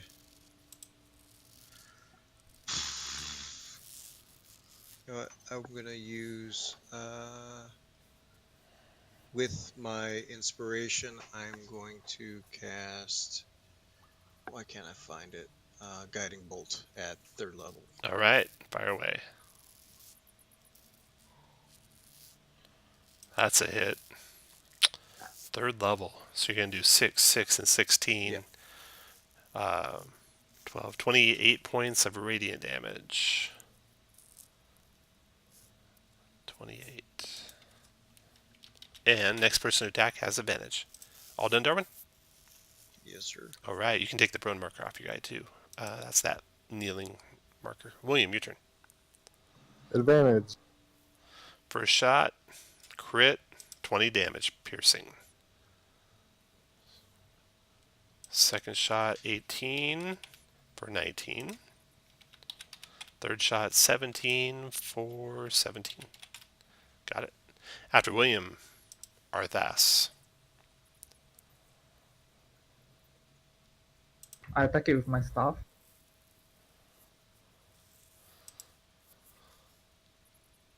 And I attack it again. 10's a miss. 17 connects for 10. And I use the butt end attack. All right, that's a miss. All right, after Arthas, Kayla, your turn. I don't want to spend any spell slots here, so I think I'm just going to back up and try to doff my shield. After Kayla on the mound's turn, it will multi-attack 2 times with its tentacles. 1 through 3, it's Aaron. Otherwise, it's Arthas. Arthas is getting attacked. First, the slam attack on the Arthas. Oh, good news, the first one missed. Second one hit for 12 bludgeoning. But only one of them hits you, so you're not engulfed. Are you concentrating on anything right now? That's 12 damage, right? 12 damage, yep. If you're not concentrating on anything, which I don't think you are, you can take the lightning bolt off.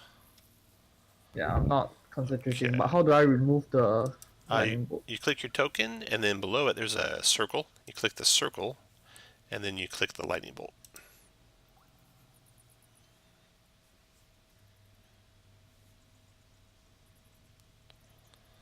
There you go. You got it. Just gotta get the right one. Okay. Next round, Aaron. I'm gonna stab it twice.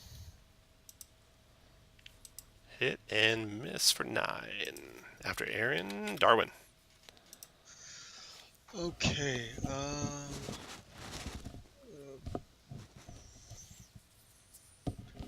Bonus act.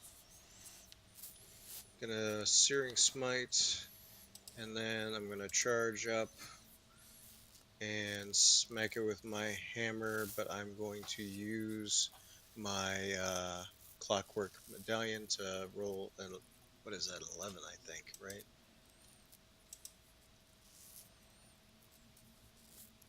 A 10 on the die. A 10. Okay, so that will end up being a... Actually, don't remember what my Warhammer does. It's +6 probably. +6, so +7 actually with the +1 from the... So 17. That is a hit. For 7 plus your smite.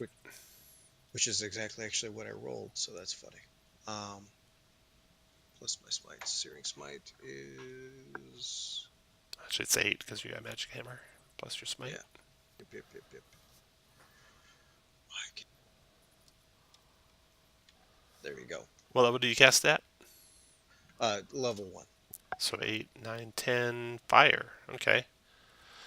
It actually resists fire, so it takes 9 total. It does? I know, crazy, huh? Okay, that's the opposite of what I would have thought. Okay. I should have described it more as how slimy it was. That's fine. Fire damage. It is ignited. At the start of his turn, con save or take d6 fire and success. Spell ends. Target creature in 5 feet action put out flames. Okay. All right. After Aaron and after Darwin is William. I'm going to Fighting Spirit and start shooting. This will end it. 18's a hit for 20. One more hit, and you'll kill him. Uh-oh. 13 missed. So 20 damage. Okay, after William, Arthas. It's up to you, Arthas.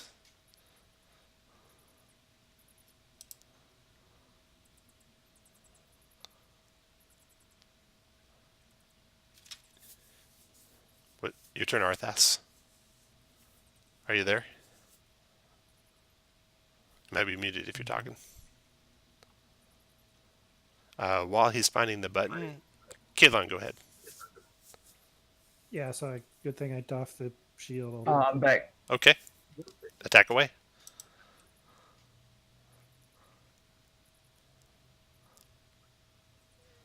Nine missed. 17 hit for 9 and finished him. Okay. Okay, so with the mushroom spore colony monster destroyed, you see the 2 goldfish, which you can kill, and now you only gotta get Silgar and the girl. Alright. Hopefully all in one fell swoop before the wants to Xanathar know gets the you. finish? Instead of killing them, can I take out my backpack from my bag of holding and scoop them up and keep them? Yeah, you can do whatever you like. Yep. As long as you get them out of here, it'll count. I'll do that then. I heal myself for 4 hit points with lay on hands. Very good. All right. So, it's all you guys versus the Xanathar now.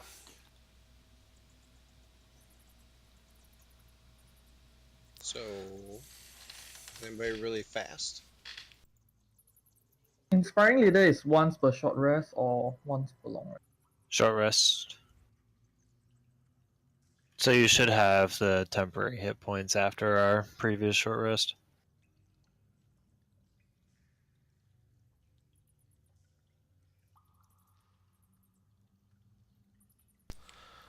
I mean, I can Misty Step. Oh, that's pretty good. Yeah, all you gotta do is get in there, get the girl, and get out. And hopefully one of you can kill the fish. But I don't know, man. This is That's an interesting question. Can you Misty Step into range of his eye stalk? And Good. then just run away. Probably. Then, the rest of us can stand out at the door there. Then can we shoot range attacks at the fish? You can't see the Xanathar from the door to the galley room, but you can from the, from the dining room, but you can from the gallery. We We're could not actually attacking. distract him from the door to the gallery. Yeah. Get him to face that direction, while somebody else Misty steps in, grabs the girl and the fish, and then runs away. yeah, but we're not making a sustained. The goal is just to kill the fish. Yeah. Yeah. Like open the door, make noise, and then shut the door so he can't blast us. Yeah. Yes, Yeah. indeed. Yeah, I guess I made the promise to the girl, so I volunteer, and I lost the map.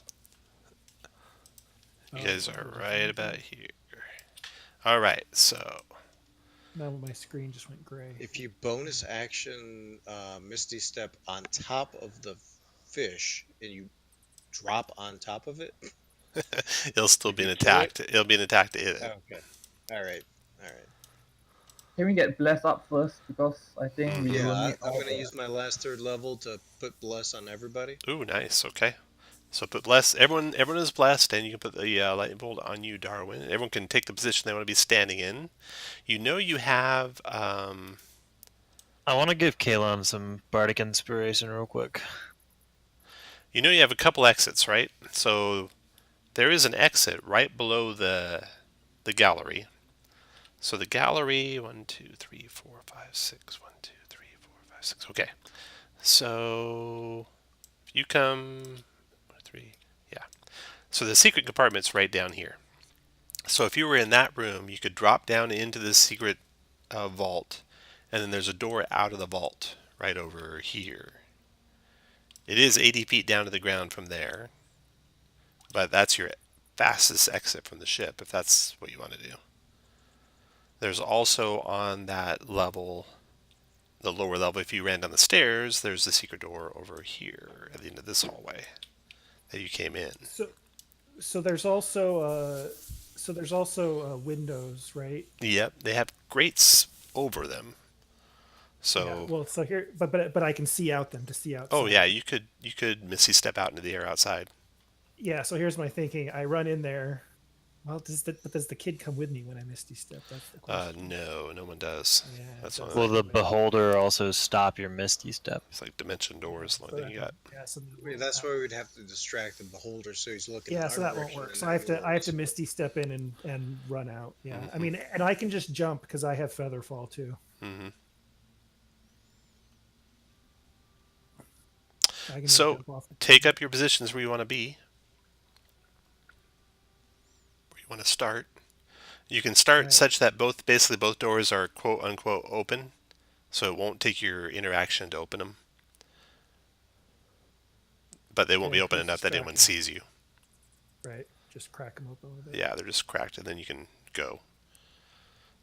And the start will be when someone throws open the door to distract the beholder. That's when we'll roll initiative. I could distract him with Toll to the Dead. That's loud. Mm-hmm.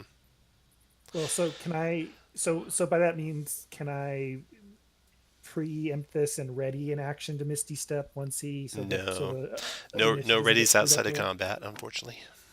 Okay. You're all readied. We'll see what order you go in when you roll initiative. Okay. And then what's your exit route? Do you guys know which way you're running? Down the trapdoor. So you're going back into the room here. Open that door. You can set a rope up so you can get out of there safely if you need to. Yeah. Okay. So you got a rope coming off of the vault. You Is just there a got- door out of the bottom? Yeah, there's a door at the bottom of the vault. Or the side of the vault. Let me draw it on the map here. Map. Draw a shape. Red. There we go. Okay, the secret door in the vault is right where I drew the red box. The secret door here is there. And 1, 2, 3, 4, 5, 6. 1, 2, 3, 4, 5, 6. It comes in there.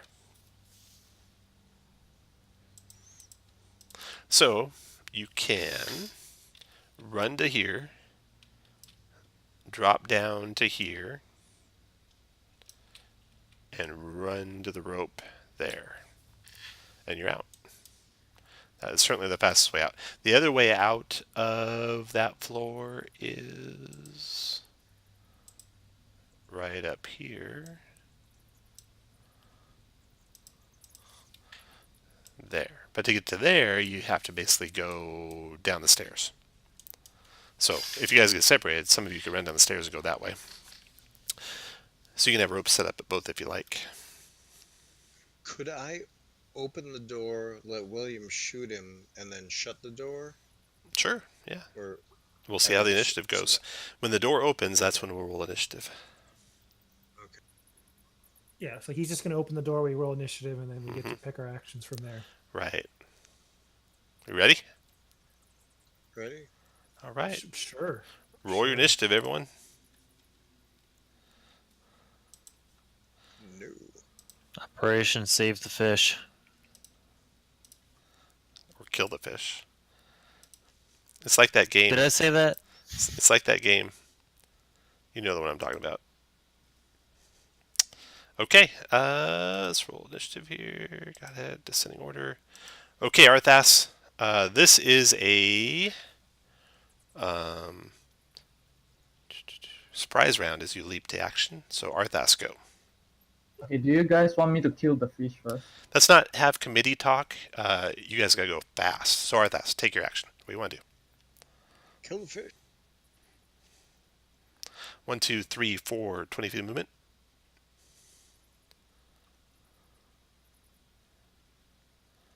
Eldritch blasting the fish. Is that what you're doing? Arthas? It looks that way. Yeah, that's what I'm thinking. Arthas, you muted if you're talking. You blasting the fish? Yeah, blasting the fish. All right. I forgot I got push to talk on. Right. Okay, so the first bolt comes shooting towards the fish, but kind of fizzles out as it gets near the fish. You want to fire the second one at the fish? Yeah, I Okay. already fired it. Okay. What else do you want to do? So evidently the fish is in the cone of the beholder's view as it's looking that direction towards the painter and the fish. I just prepare and stay. Move to there. Okay, after Arthas, surprise round is done. Kayla, your surprise round. Yeah. Here we go. Let's see. I can go 30 feet, right? So that's 1, 2, 3, 4, 5, 6. Yeah. So I want to teleport here. All Just a right. step there. Boom, you pop in. You can feel all your magic gone. Yeah. So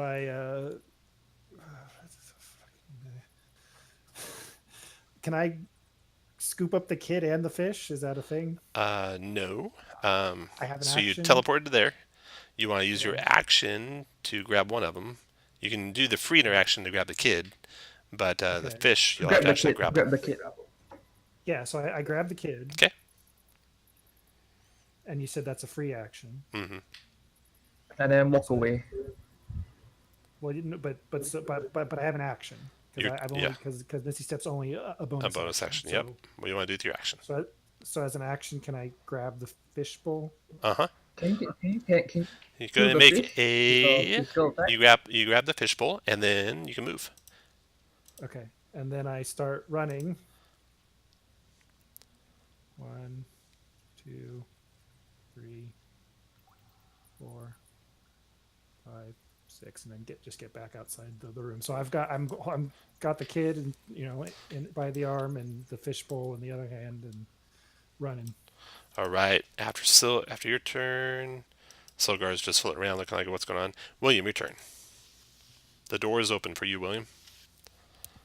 I will yell at Xanathar and action surge fighting. Nice. Okay. You have your full magic because it wasn't looking at the door. So your first shot, 20 hit for 18. Second shot, 25 hit for 20. So that's 38 so far. Then you crit for 48, 58, 60. And then you hit for 78 total. Minus 78. Boom. I'm And then just I'll chilling. jump down the trapdoor. Okay, so you move 1, 2, and that puts you in this square.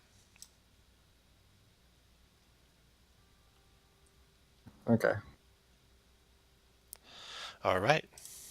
Now the Xanathar takes a legendary action. Fires an eye ray at It's only got one target. like right past you, Darwin. You see a ray coming at you. And then You're in my dark. You're in my aura.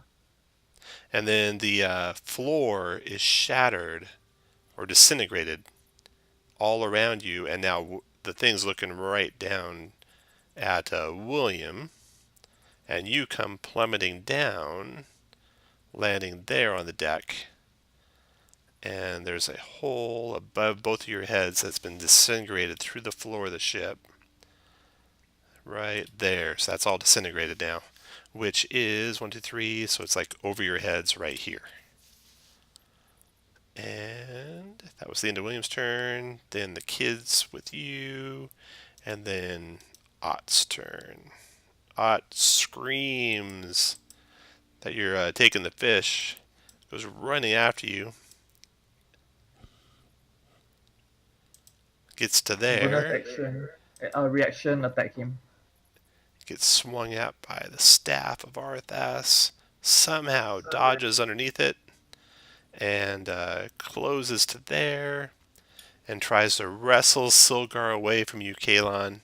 So he's going to grapple Silgar, and then you and him make a strength check. As he cries and pulls with all his might to get the fish back, at 16 is what you got to beat. All right, I can't try to do Dex to dodge him. It's a grapple. Cause Yeah, you can do a Dex check instead of a strength check. Yeah, that's fine. Okay. Oh boy. Ooh, he rips it out of your Unless they hands. can do checks, just saves, right? Yeah, that's true. So he's got it back. He looks victorious for the split second that he'll live. He's done. Darwin, your turn. So Darwin, you fell prone down on the lower level, so you're starting your turn prone. You took just falling damage for that. Let me give you that real quick. You need to make a concentration check. For Yep, the... DC 10 concentration check. No problem. I'm having such a hard time. Dun, dun, dun, dun, dun. Okay, start prone. You took from the fall 3 points damage. What do you want to do? So from down there, you can, if you stood up, you could see the Xanathar. He's not looking at you guys still, so you have your magic. He only shot one eye ray at you. Let's toss a second level guiding bolt at him. All right.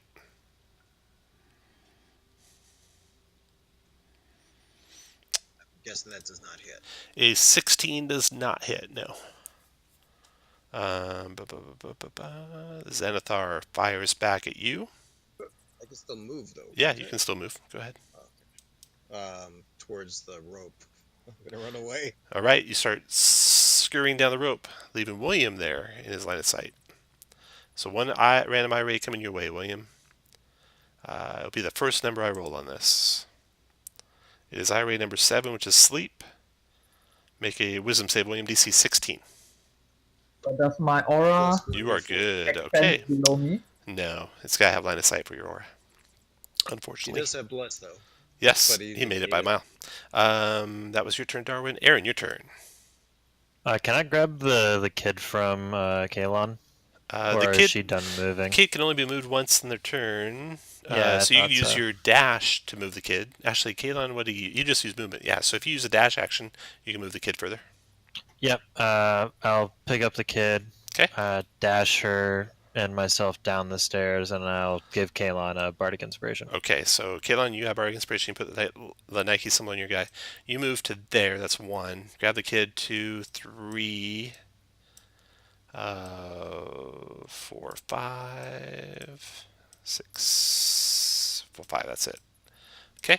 Did you want to do anything with your? That was it. That's it. Yeah, you're done. Okay. Yep, After that's Aaron, the Xanathar's turn. All right.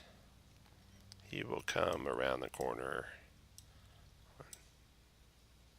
Wait a second.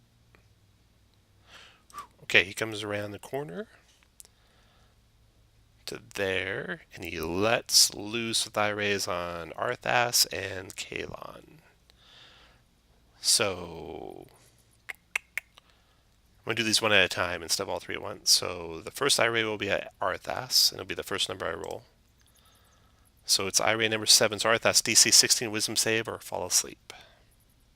Plus D4. Nice. This is at Arthas, right? So Arthas, click your token. Oh, nice, made it. Okay, then his second eye ray will be at Arthas. It'll be the first number I roll, unless it's a 7, then I'll reroll it. It'll be the second number, a 2. So a paralyzation ray comes your way, Arthas, DC 16. So this hits Kalon on me. That's on you, Arthas. DC 16 wisdom. con save. Con save. DC 16 con save. Ooh. So you are paralyzed, even with the bless. You can repeat it into your turn, and then a random eye ray at Kalon. That'll be the first number I roll. Number 1, charm. 16 wisdom save, Kaylin. Yeah, I'm taking inspiration. Okay. You're going to have all the bonuses. Plus, you got Bardic Inspiration if you need it. On top of that, Yeah. you are not going to be charmed. I need to make a what a DC 16 wisdom. Oh, yeah, you're good. Okay, take off your inspiration. You're not charmed. Xanathar is done. The round is over. Arthas, your turn. You are paralyzed, aren't you? At the end of your what can I turn, do? at the end of your turn, you get to make a DC 16 wisdom save. But can I do anything with my actions? No, you're paralyzed. So paralyzed does... You're incapacitated, no actions, reactions, moving, or speaking. Alright, then I'll make my save. Right. The good thing is you are conscious. Oh, no. Someone else is going to have to move you if you're going to move anywhere. You are done for the round. After you, the Beholder fires an IRA at Kalon randomly. First one is IRA number 3, which is Fear. Kalon, 16 wisdom save, or be afraid. You get +4 and +4. You're +8 on this one. 16 wisdom save, Kalon, at +8. 18, you got it. Your turn, Kalon. Well, screw the fish. Taking the dash action. Do you have anything that can help me Don't think so. before you leave? No, I'm gonna try to grab you. Okay, so you go Best 1. The best I can do. Yeah, 1. You drag him on out, so it'd be probably a heavy load for you. Yeah. So that's 1, 2, 3 to there. Where do you want to go next? 4, 5. 4, 5 to there. That's the end of your dash. You want to keep moving? Yeah. Okay. So I mean, as far as I 6, can get 7. into this room over here. Okay. 8, 9, 10, 8, 9. Is there a floor there? 10, 11. Yep, the floor is only to the south box where the floor is missing. Okay, so you drag them all the way to there with your move and dash. Anything else? That's the best I can do. Okay, after Kaylon, Silgar's done. William, your turn. So William, from down there, you cannot see... Or can you? You cannot. You cannot see the Xanathar from down there. I'm going to wing boots to raise myself to the floor. All right. How much movement is that?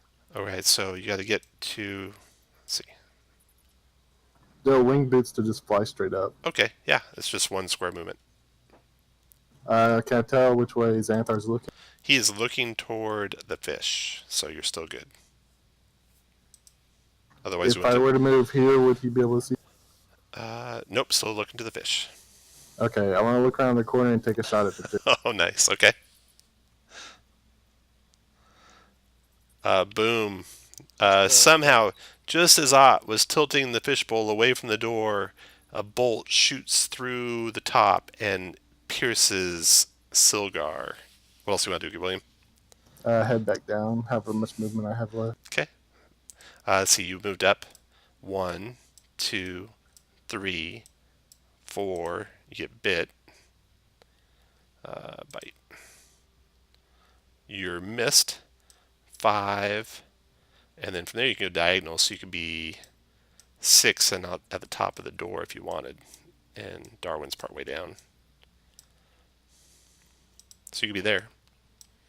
Yeah. Okay. And I have 35 actually, so just outside also. Okay. So you can go outside too. I'll move Darwin out of the way there. Okay. That was William. Nicely done, William.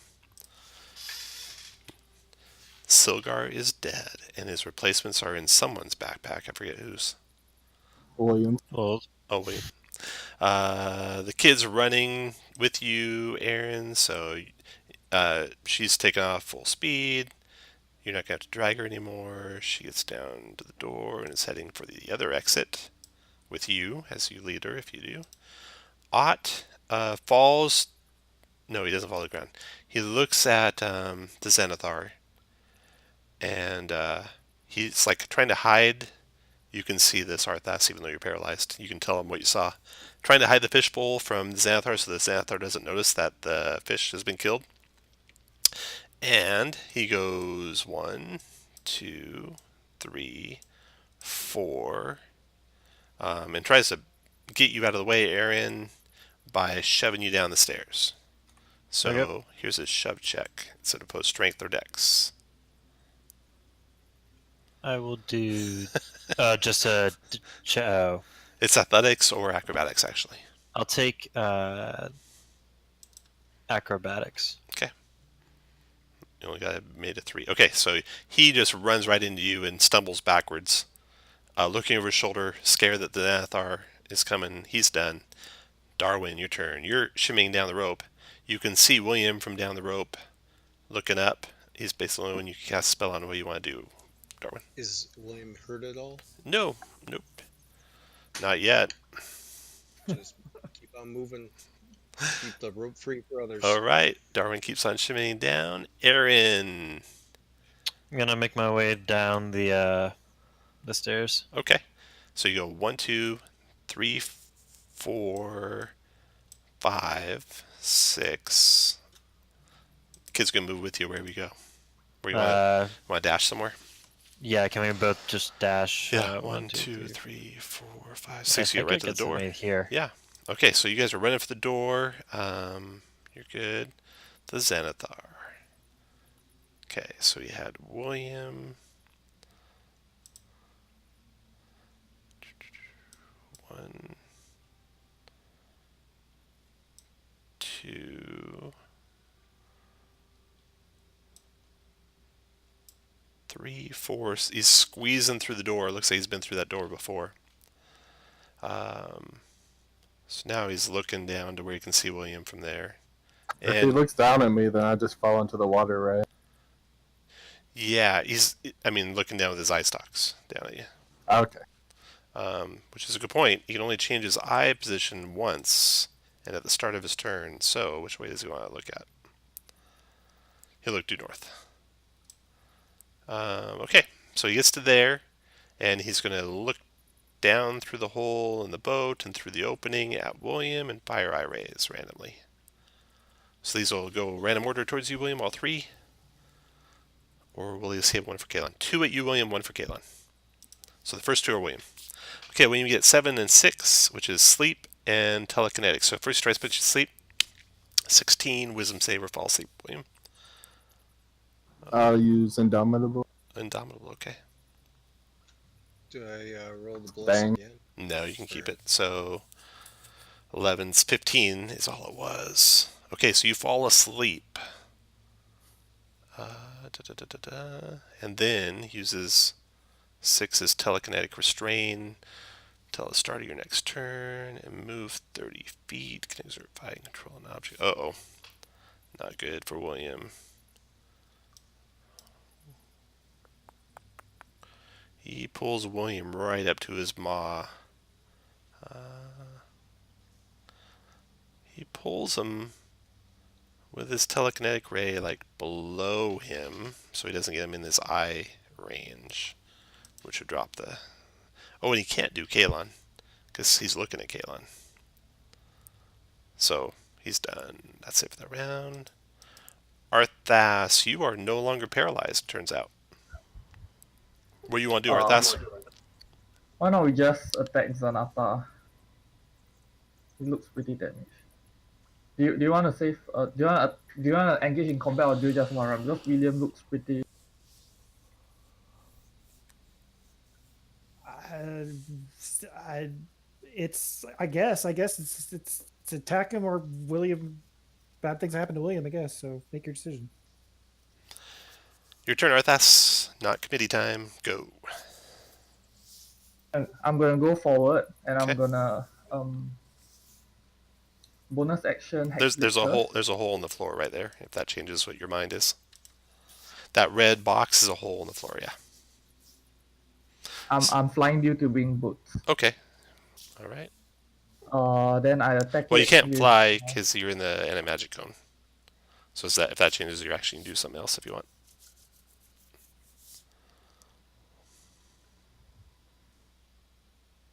So the magic cone is to the north. It is.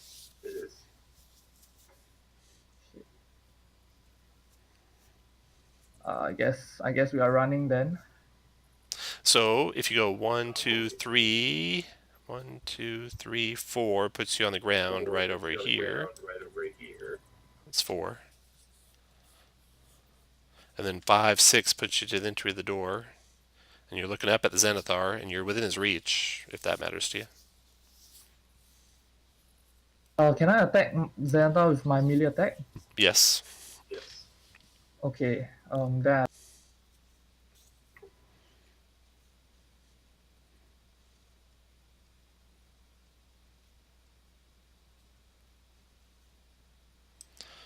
As long as you move there. Okay, the 8's a miss. 14's a miss. 24's a hit. I'll use a second level smite. Okay.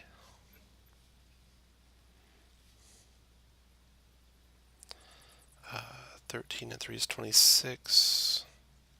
And 8 is 34. All right, all done?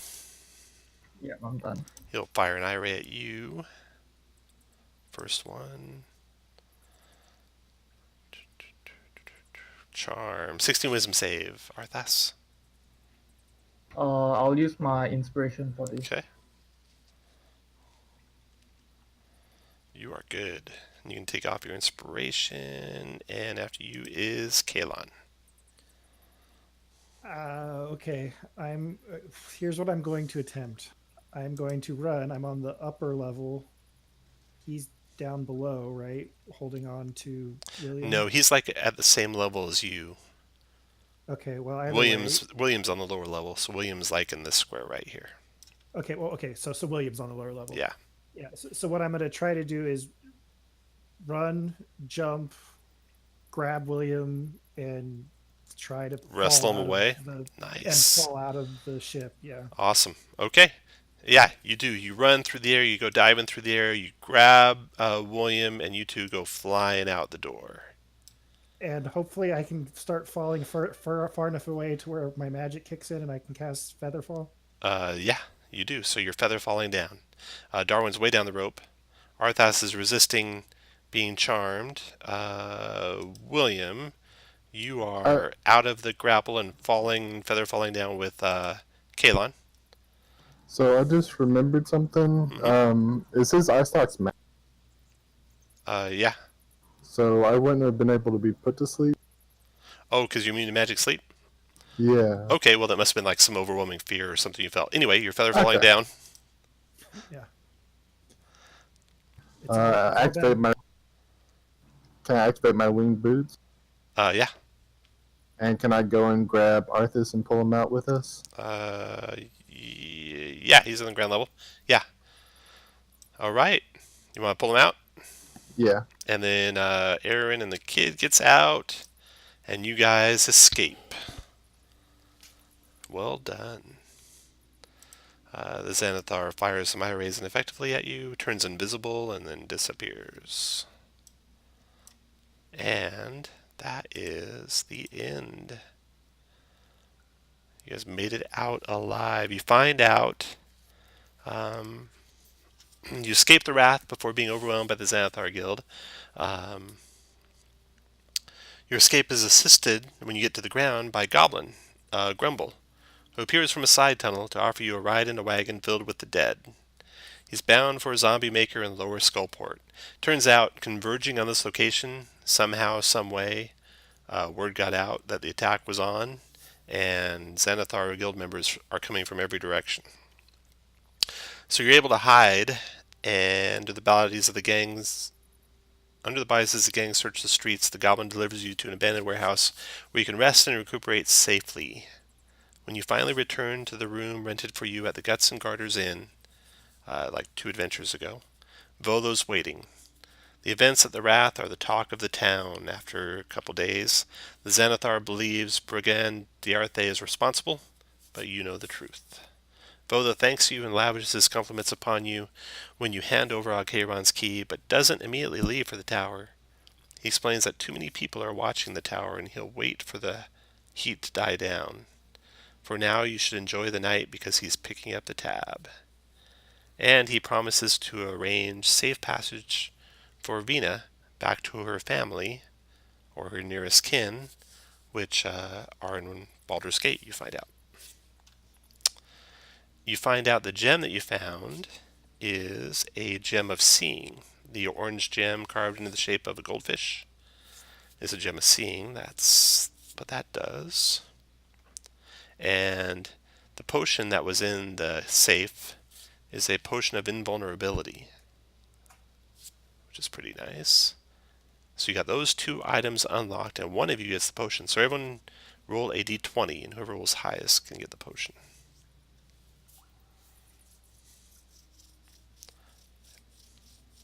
I'd Where never do I do well roll on a this. straight d20? How do you roll straight d20? You type slash roll space d20. I don't think you're gonna beat Casey there. You might tie him, but you can't beat him. Okay, so invulnerability, Casey.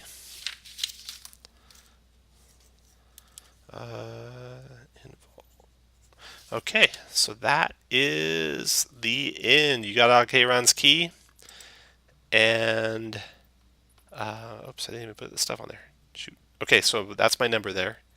You got all 4 ACP. You did have to kill the fish to get the 4th ACP, which you did. You get 4 TCP, and depending on how many of those you keep, if you take full or half, that will determine how many renown and downtime you get.